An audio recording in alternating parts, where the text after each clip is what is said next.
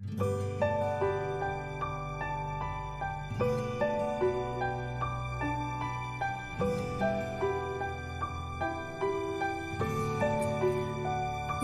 bin Yaman adalah seorang sahabat yang secara khusus dididik Nabi Shallallahu Alaihi Wasallam untuk mengenal kemunafikan.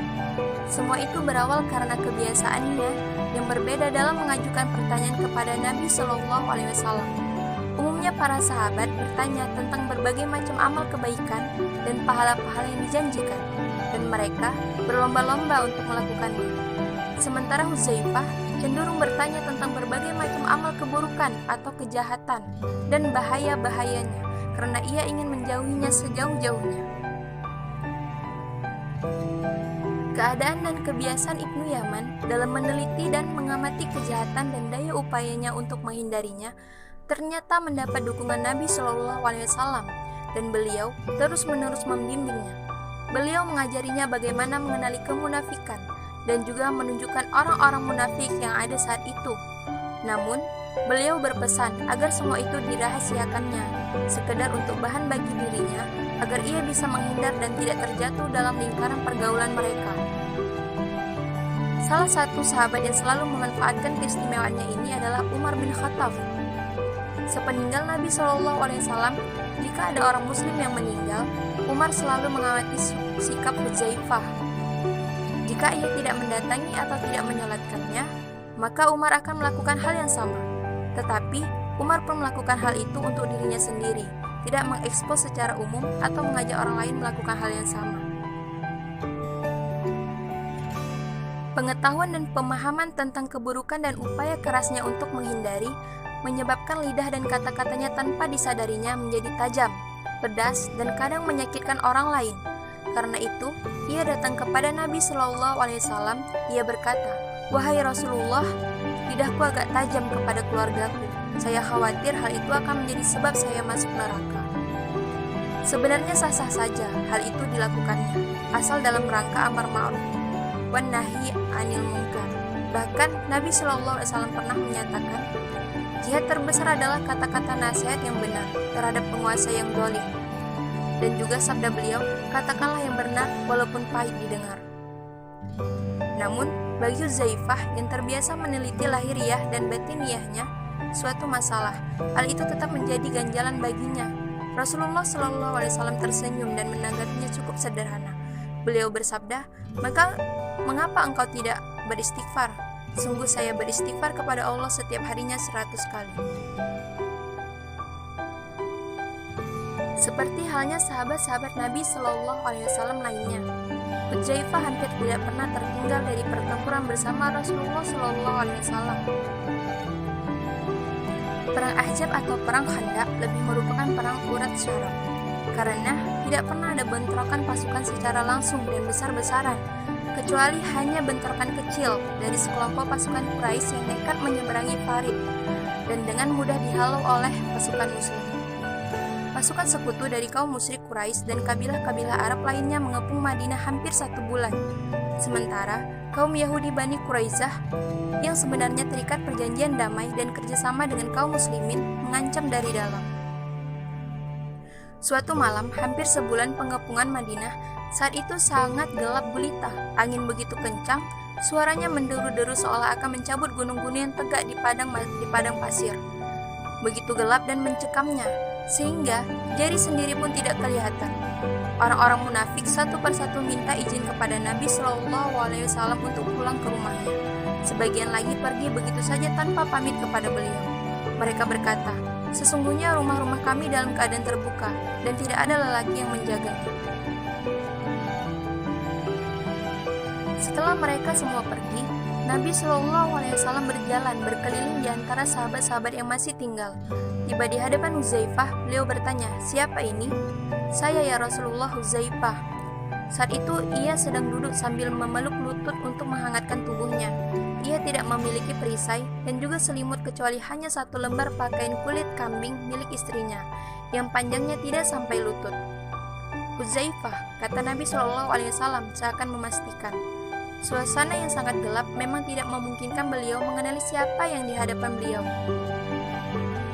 Huzaifah yang sebenarnya enggan untuk berdiri, tetapi akhirnya ia berdiri juga di hadapan Nabi Shallallahu Alaihi Wasallam dan berkata, "Benar saya ya Rasulullah. Sesungguhnya ada sesuatu yang terjadi di pihak pasukan kaum musyrik." Kata Nabi Shallallahu Alaihi Wasallam, "Pergilah kepada mereka dan bawalah berita tentang keadaan mereka." Sebenarnya Huzaifah dalam ketakutan dan kedinginan yang tak tertahankan. Tetapi perintah telah diberikan dan tak ada alasan baginya untuk menolak titah Rasulullah Shallallahu Alaihi Wasallam.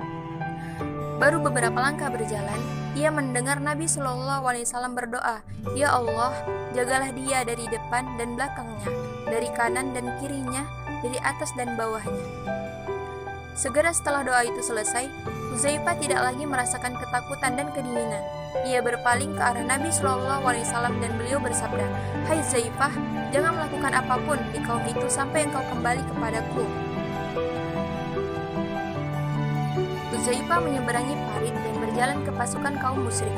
Suasana yang gelap membantunya menyelusup di sela-sela perkemahan tanpa diketahui. Tiba-tiba datang tiupan angin kencang berputar-putar di perkemahan, memadamkan semua lampu penerangan mereka. Suasana makin gelap saja. Tiba-tiba terdengar teriakan yang diduganya adalah suara Abu Sufyan. "Hai segenap golongan Quraisy, hendaklah setiap kalian memperhatikan kawan duduknya dan memegang tangannya dan juga mengetahui namanya." Huzaifah berpikir cepat. Segera ia masuk satu kemah dan memegang tangan salah seorang dari mereka dan menanyakan namanya. Kalau ia kedahuluan yang ditanya, pasti ia akan ketahuan. Ia pun aman di antara mereka dalam suasana gelap. Angin masih terus bertiup memporak-porandakan perkemahan dan perlengkapan mereka. Tak lama kemudian, ia mendengar Abu Sufyan berkata, "Hai orang-orang Quraisy, kekuatan kalian sudah tidak utuh lagi. Kuda-kuda dan unta-unta kita banyak yang binasa. Bani Quraidah juga mengkhianati kita sehingga kita mengalami hal yang tidak kita inginkan. Apalagi angin topan ini memporak-porandakan perkemahan kita. Berkemaslah dan segera berangkat pulang." Ia beringsu perlahan menjauhi tempat tersebut dan berjalan kembali ke tempat pasukan muslim berkumpul. Tetapi tiba-tiba saja ada sekitar 20 orang penunggang kuda yang memakai sorban berhenti di hadapannya. Huzaifah kaget setengah mati. Salah satu dari mereka berkata, "Beritahu sahabatmu Nabi Shallallahu Alaihi Wasallam, sesungguhnya Allah telah menjaganya."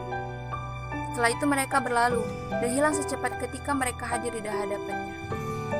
Huzaifah segera pulang ke tempat Nabi Shallallahu Alaihi Wasallam dengan penuh tanda tanya tentang sekelompok penunggang kuda tersebut. Tiba di tempat Nabi Shallallahu Alaihi Wasallam, dilihatnya beliau sedang sholat sambil memakai selimut. Seketika itu tubuhnya kembali merasakan kedinginan sampai menggigil seperti ketika ia belum berangkat menunaikan tugas Nabi Shallallahu Alaihi Wasallam. Sambil meneruskan sholat, Nabi Shallallahu Alaihi Wasallam memanggilnya dengan isyarat tangan dan mengulurkan selimut yang beliau pakai. Huzaifah mendekat dan menerima selimut tersebut, lalu memakainya untuk mengurangi rasa dingin yang menyerangnya. Usai Nabi Shallallahu Alaihi Wasallam sholat, ia melaporkan dengan detail apa yang dilihat dan dialaminya.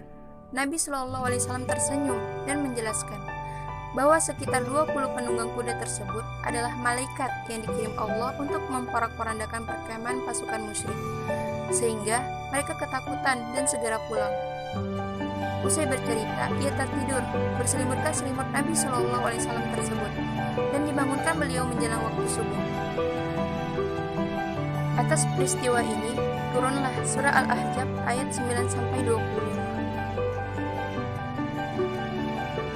Pada masa pemerintahan Khalifah Umar bin Khattab, ia dipilih untuk menjadi wali negeri, Amir di Madain, salah satu wilayah Persia yang jatuh ke tangan pasukan muslimin, di mana ia sendiri menjadi salah satu komandan pasukan. Sikap juhud dan sederhana terhadap dunia yang menjadi ciri kehidupannya menjadi salah satu alasan Umar untuk memilihnya. Ia datang sebagai amir dengan mengendarai keledainya yang beralaskan kain usang. Tangannya memegang roti dan garam untuk perbekalannya. Sebagian penduduk Madain menyambutnya dengan kebingungan. Benarkah seseorang yang begitu sederhana dan tanpa sangat fakir yang menjadi wali negeri mereka? Tetapi seketika itu Huzaifah berkata, "Wahai kaum muslimin, hindarilah tempat-tempat fitnah." Salah seorang berkata, "Wahai Abu Abdillah, apakah tempat-tempat fitnah itu?" Huzaifah berkata, "Yakni pintu-pintu para penguasa, salah seorang dari kalian datang kepada seorang amir atau wali negeri. Lalu ia membenarkan amir tersebut dengan kedustaan dan memujinya dengan sesuatu yang tidak layak baginya.